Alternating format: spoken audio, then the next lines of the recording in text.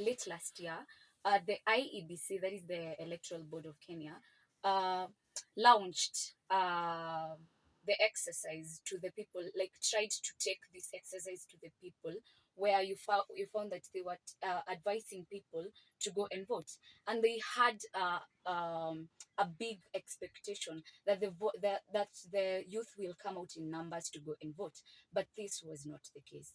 And I've been talking to a lot of people, asking them as to why they're not voting, and they have a lot of reasons as to why they're not voting. Some of them, it's because maybe of the manifestos that these leaders present to the youth.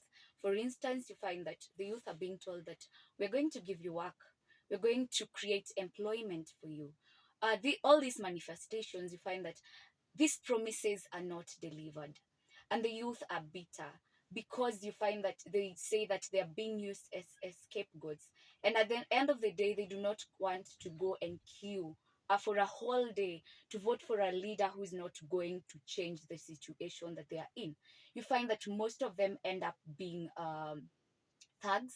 They end up engaging in violence, and most of the time, if you find when you look at the statistic studies, you find that the youth are the people who are being used by these leaders, and I'm sorry to say that, to exacerbate this violence. And this is very wrong because they are idle, they do not have anything to do, and all this because of the promises that they have been given. They are paid little money to start violence, which is very wrong. So I think that's the reason as to why the youth do not want to vote. Okay, yeah, and there are some scenarios where maybe someone was involved, like was part, like rather victims of the post-election violence back in 2007. So they've learned it the hard way, and they do not want to ever vote for anyone else. So in the case of such people, do you think it's still right for them to vote, or what should be done in such incidences? Absolutely, and I agree with you that the question of violence, it's something that we've witnessed in 2007, in 2017. There were still some instances of violence before, during, or even after the election themselves. A lot of people were killed, a lot of property was destroyed, especially right here in Nairobi. So the most important thing that we need to tell our youth is the need to have a peaceful election, that you need to register as a voter first of all, because that vote will give you the voice that you need in the society. Because when you don't take that vote, then you lack the moral authority to talk about matters governance in Kenya. We've seen this conversation on social media, such as lower food prices, the government is not doing what we want, the government is not doing that which we promised. And the first thing that we need to implement as a country is to underscore the importance of manifestos during an election, such that if I'm a leader and I come to you and tell you that please vote for me because I want to bring this and that to your community, then we should hold them account. We should make sure that they deliver that which they promise, because it is the basis upon which we are giving them that contract. It's like a contractual obligation that you come and tell me, vote for me, and in return, I'll do this and this. The first manifesto that we need to see coming up is on the question of making sure that we have credible and secure and safe elections. The story of election violence should be the first thing that the government should address, so that we create a safe space for everyone, including the youth, so that they don't feel that we are being disadvantaged. I am at risk of being beaten up. I'm at risk of being involved in a violent setup simply because I have participated in the election. If the government creates a safe space for everyone to go and vote to ensure that the elections are secured, then everyone will be motivated to go and vote, and the instances of election violence will cease to exist.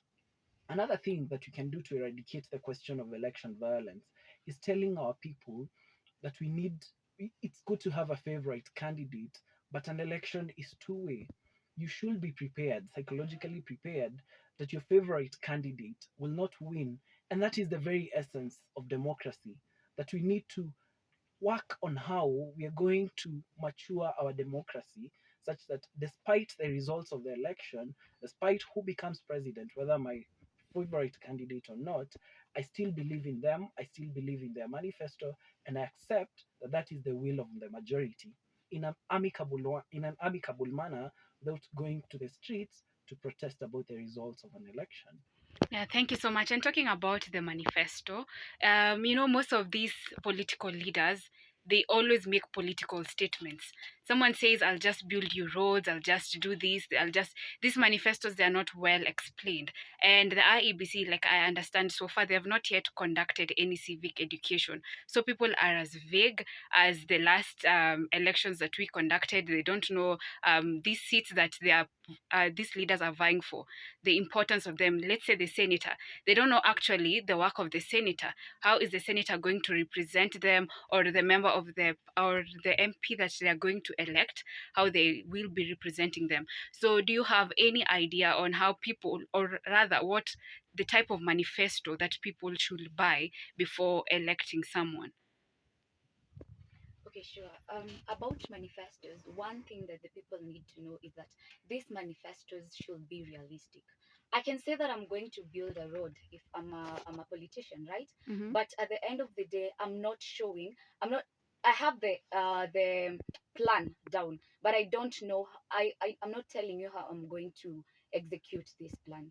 So first of all, the work of the Senate is to oversee the budget, to make sure that the money has been transferred to the counties, and to oversee how this money is being implemented.